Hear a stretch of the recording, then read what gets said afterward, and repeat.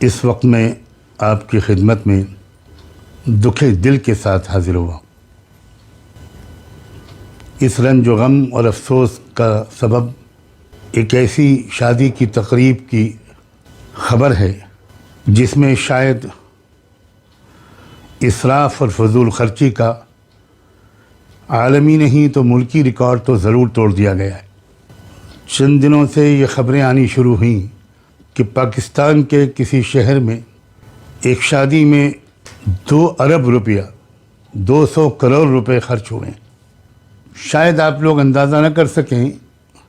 کہ اس خبر کو سن کر کتنی سخت تکلیف پہنچی،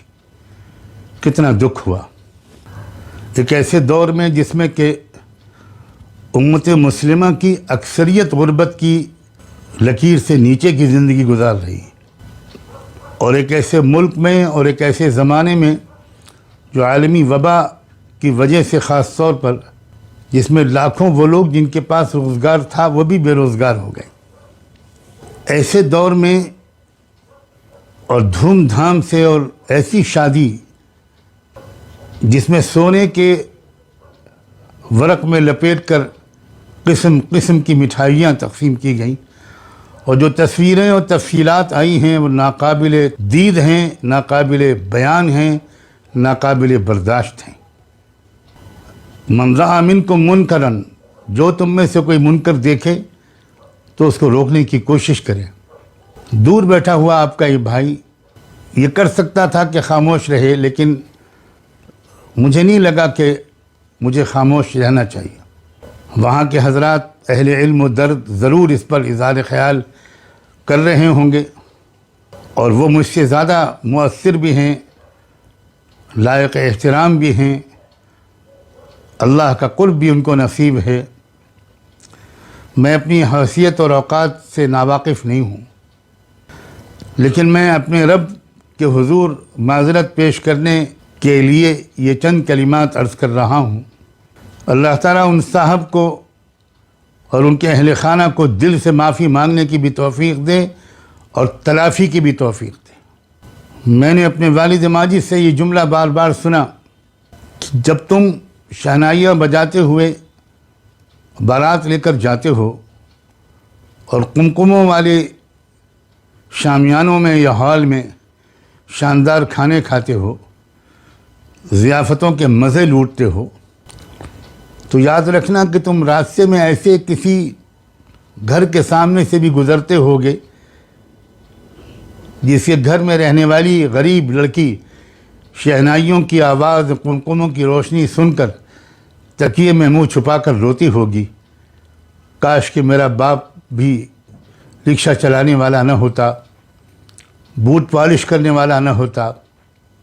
کھیت میں فصل کے موقع پر مزدوری کر کے ہمارا پیٹ پالنے والا نہ ہوتا، تو مجھے بھی کوئی بیاہ کر لے جاتا۔ وہ کہا کرتے تھے کہ یاد رکھنا اس غریب لڑکی کے آنسو کے نتیجے میں جو اللہ کی پھٹکار اور لعنت اس رشتے نکاح پر برسے گی، اسے ساری دنیا کے اولیاء اللہ بھی اگر تعویذ لکھنے کے لیے جمع ہو جائیں تب بھی اس بلا کو دور نہیں کر سکتے۔ کیوں یاد نہیں رہتا ہم کو اللہ کے رسول صلی اللہ علیہ وآلہ وسلم کا یہ ارشاد کہ اعظم النکاح برکتاً ایسرہ مؤونتاً، سب سے زیادہ برکت اس نکاح میں ہوتی ہے جس میں سب سے کم مشقت اور خرچ ہو۔ بیڑیاں توڑ دی تھیں اللہ کے رسول صلی اللہ علیہ وآلہ وسلم نے، اور صرف عرب کے بدوؤں کے لیے نہیں توڑی تھیں، ہمارے ملینائرز اور بلینائرز کے لیے بھی توڑی تھی۔ آپ اس ملک میں رہتے ہیں جس ملک کی معیشت بری طرح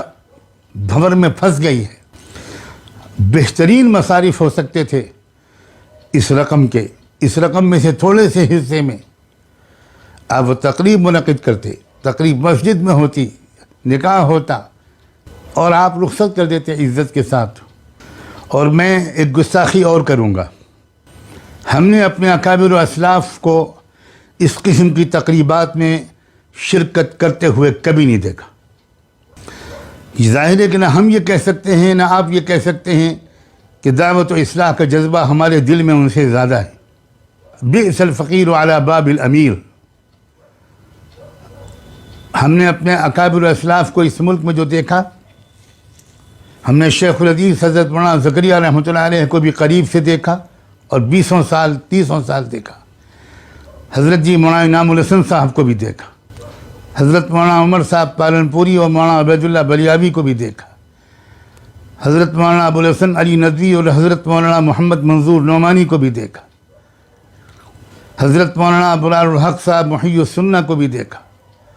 عارف باللہ حضرت مولانا قاری صدیق احمد صاحب کو بھی دیکھا، اور سنا اور پڑھا تو بہت سوں کے بارے میں ہے۔ میں جانتا ہوں یہ بات کہ ہمارے علماء کے ذوق مختلف ہوتے ہیں،